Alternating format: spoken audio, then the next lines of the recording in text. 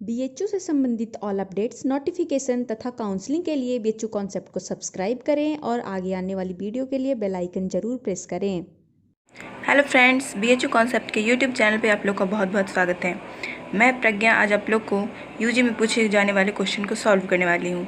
ये 2019 का क्वेश्चन है। इसमें बीएचयू बीए आर्ट्स और सोशल दोनों साथ में है।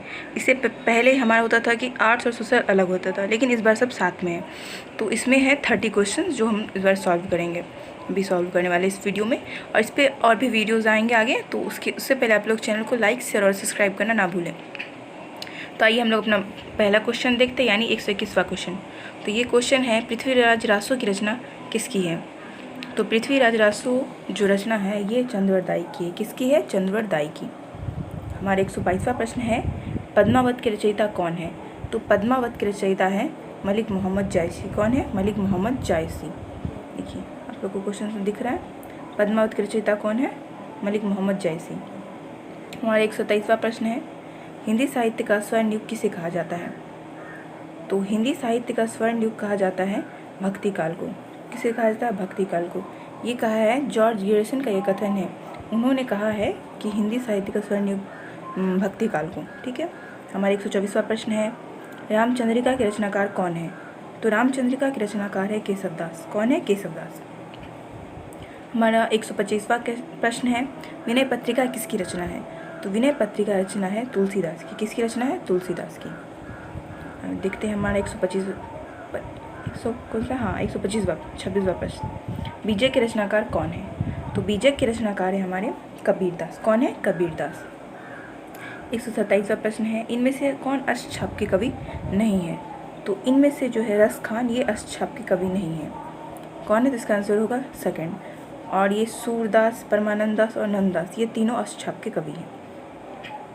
128वां प्रश्न है, हिंदी का सर्वप्रथम प्रकाशित पत्र किसे माना जाता है?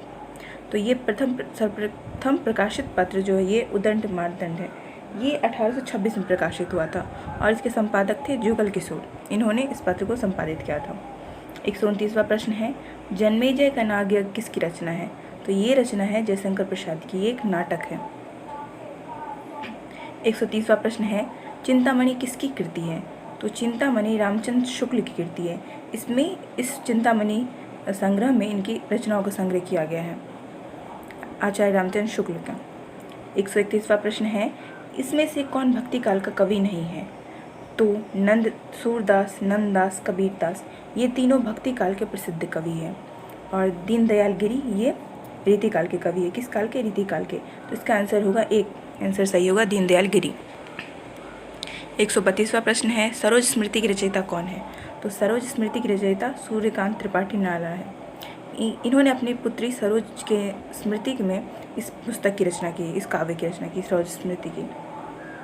133वां प्रश्न है, रानी केतकी की कहानी किसकी रचना है? तो ये इंसा अल्लाह खां की रचना है। किसकी है? इंसा अल्लाह खां की।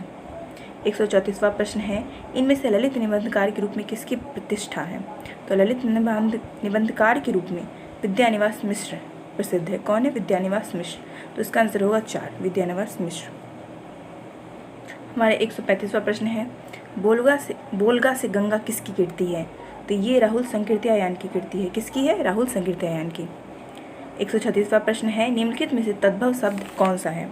इसमें से आपको तद्भव शब्द चुनना है। तो इसका आंसर होगा कान। कान तद्भव शब्द है। इसके अलावा नेत्र, नासिका, मुख, ये तीनों तत्सम शब्द हैं। 137वां प्रश्न है, इनमें से तत्सम शब्द चुनिए। तो इसका आंसर होगा जल। तत्सम शब्द चुनिए, तो इसका आंसर होगा जल। जल हमारा ये तत्सम है। इसके अलावा दूध, दही, आग, ये तीनों तद्भव शब्द हैं। 138वां प्रश्न है, इसमें से शिव का पर्यायवाची शब्द चुनिए। तो शिव का पर्यायवाची होगा हर। क्या होगा? हर। तो इसका आंसर एक, आंसर सही हो जाएगा। हमारा प्रश्न संख्या 139, इसमें है हर्ष का सही विलोम अर्थ चुनिए।